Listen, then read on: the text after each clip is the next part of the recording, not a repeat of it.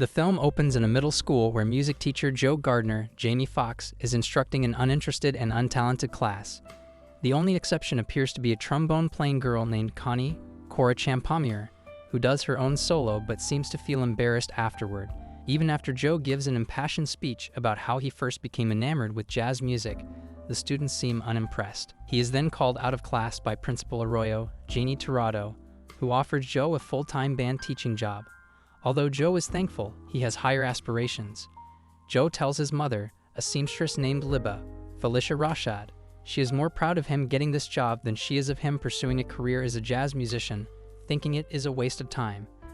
Joe then gets a phone call from a former student named Curly Questlove, who tells him that he is playing in a band with famous jazz musician Dorothea Williams, Angela Bassett, whom Joe admires.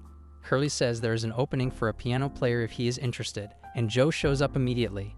During the set, Joe starts off a bit shaky but soon starts to wow the rest of the band by improvising the notes and playing a soulful tune.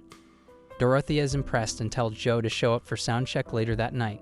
Joe is elated at having scored a dream gig. He is so excited that he does not see where he is going and ends up falling down a manhole. Joe's soul appears down a dark staircase heading toward a bright light. He is informed by other souls that they are headed to the great beyond now that their time on Earth is done.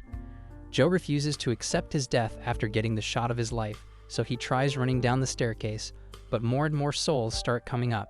He eventually pushes himself through the walls surrounding the stairs, and he falls into a realm called the Great Before.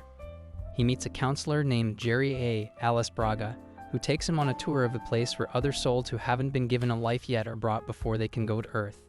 Those who are ready can jump down a hole that will take them to their Earth bodies. Joe attempts to jump down the hole but keeps getting sent back up. He learns from Jerry A. that if he does not want to go to the great beyond, he can take a position as a mentor to other souls so that they can earn their Earth pass and gain a life. Meanwhile, a soul counter named Terry Rachel House notices the count to the great beyond is off. Joe attends a youth seminar for the young souls where they may get personalities before getting the Earth pass. Jerry B. Richard Aoud pairs Joe, who is passing off as a renowned psychologist, with 22, Tina Fey, a rebellious soul who has gone through many famous mentors, including Abe Lincoln, Muhammad Ali, Copernicus, Mother Teresa, etc., but has never found a desire to get a life on Earth. 22 follows Joe begrudgingly through the life of the doctor he is pretending to be, until 22 shows Joe that he can pull up images of his own life. While seeing flashbacks, Joe feels as though he accomplished nothing in his life, and this is why he feels he has to get back to his body and make something of himself. The two then resolve to get 22's Earth pass to activate so that she can give it to Joe for him to return to Earth, and so she won't have to get a life. To do this, Joe needs to help 22 find her spark that will activate the pass. Joe tries everything he can think of to see if it will inspire 22, but nothing impresses her. Before the Jerrys can attempt to throw Joe back toward the great beyond, 22 tells them they are getting close to finding her purpose for life. She instead takes Joe to a place called the Zone, a realm between the physical and spiritual where artists, musicians, or athletes appear when they are inspired and impassioned. 22 only goes there to mess with people, such as the New York Knicks. They also find lost souls, the kinds of souls who never found a purpose and became consumed with negative thoughts. Joe and 22 are found by Moonwind, Graham Norton, a soul who lives as a man on Earth who works as a sign twirler. He guides lost souls to their bodies and brings Joe to his body, which is lying in a coma in the hospital. As Joe prepares to jump back in, he accidentally pulls 22 down with him, and they both fall down the soul hole. Joe awakens to find himself back on Earth, only it is in the body of a therapy cat called Mr. Mittens. 22 is now inside Joe's body. The two freak out, but Joe talks to 22 so that she will not make him look crazy. She is upset to be in a human body, but they resolve to work together to get out of this situation. They try to find Moonwind's location that he had mentioned, which is in the middle of Manhattan, but when they get out there, 22 is overwhelmed by life and people. She hides until Joe goes to swipe a slice of pizza and give her her first taste of food. 22 decides that she loves pizza, and Joe also swipes her a gyro. They eventually find Moonwind at his job, where he tells them to meet at a specific location at 6:30 later that day for Joe to return to his body. While trying to get home, Joe is horrified when Dorothea and Curly see his body in a hospital gown wandering the streets. They hop in a cab and make it back home before anything else happens.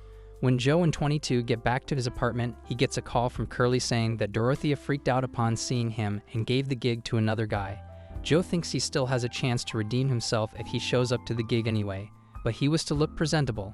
They are then interrupted when Connie goes to Joe's apartment to tell him she wants to quit band.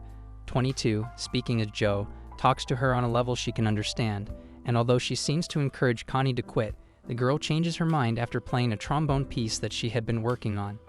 22 feels surprised at having been able to influence someone else. Joe tries to help 22 get ready by cutting the hair on his own head, but he slips and cuts down the middle of his hair before the electric razor breaks. Joe then tells 22 to go to his local barber, Donna Rawlings. There, they encounter Joe's rival Paul, Davey Diggs, who makes snide comments toward Joe. 22, still speaking for him, talks to Des and the other clients about her thoughts on life and how far it has taken her to this point. Everyone is impressed by her thoughts, and she even manages to zing Paul when he makes another snobbish comment. After the cut, 22 goes to let Paul know there are no hard feelings. Terry then appears after having found out Joe was the lost soul she was looking for. She accidentally snags Paul but returns his soul to his body, but still makes him uncomfortable by trying to explain herself. 22 rips Joe's pants, and with no time to find a tailor, Joe realizes they have to go to Libba, who will not be happy to learn that he is taking a gig. They ride the subway, where 22 experiences an angry New Yorker yelling at her. When he gets to the shop, he finds out from Libba's coworkers that she already knows about the job. Joe and 22 go to speak to her, which leads to Joe blurting out and 22 repeating that Libba never supported Joe in his ambitions. After a heartfelt discussion, Libba says she has always supported Joe, even if she thought his dreams were out of reach. She decides to support the gig, and she gives Joe his father's old suit. Joe and 22 stop by to see Moonwind so he can return Joe to his body, but 22 has realized that she has enjoyed life in the short time that she has had a body. Even the negative experiences, like on the subway, made her feel more exhilarated than she has ever felt. She refuses to give up Joe's body, leading him to have to chase her down into the subway. Terry catches them through one of her traps, sending them back to the great before. The Jerrys then see that 22's Earth Pass has been filled since she found her spark, but Joe argues that it doesn't count because she did all that through his body. Hurt by his words, she throws the pass at him and retreats. Joe asks Jerry B why she can't have her own body if she found her purpose. Jerry B explains that finding her spark wasn't finding her purpose, but just the reason for her and other souls to want to live. Joe takes the pass and makes it back to his body in time, and Mr. Mittens reunites with his owner. Joe goes to Dorothea's show, and despite her apprehension toward him, she gives him another chance, and Joe manages to play a stunning performance with the band. When Dorothea offers him a chance to go on tour with them, Joe admits that he doesn't feel the way he expected to feel after all that. She leaves him with some parting words of advice to let him think on. Joe returns to his apartment feeling bad about what happened with 22. As he plays music to himself, he returns to the zone and reunites with Moonwind. He helps Joe get back to the great before, only to find that 22 has quickly turned into a monstrous lost soul. Joe tries to reach out to her, only to be trapped in her cloud of negativity. He finds 22 crying alone as she remembers all her past mentors, including Joe, telling her that she will never find her purpose. Joe feels remorse for what he did and he approaches her. Joe then takes a leaf that 22 had been mesmerized by when she was in his body, as it is a small but memorable thing for her that drove her desire to live. The darkness disappears from around her. Joe guides 22 to the Earth portal and gives her back her badge. He goes as far as he can with her as they say goodbye so that she can finally have her own body. Joe then prepares to head to the great beyond, until Jerry A stops him and says that the Jerrys were all impressed with Joe's actions and the fact that he was the one who got 22 to want to live. They have decided to allow Joe to return to his body, and they will even keep it a secret from Terry by not letting her know the count is off and making her believe it's fine. Joe then promises to really live his life to the fullest.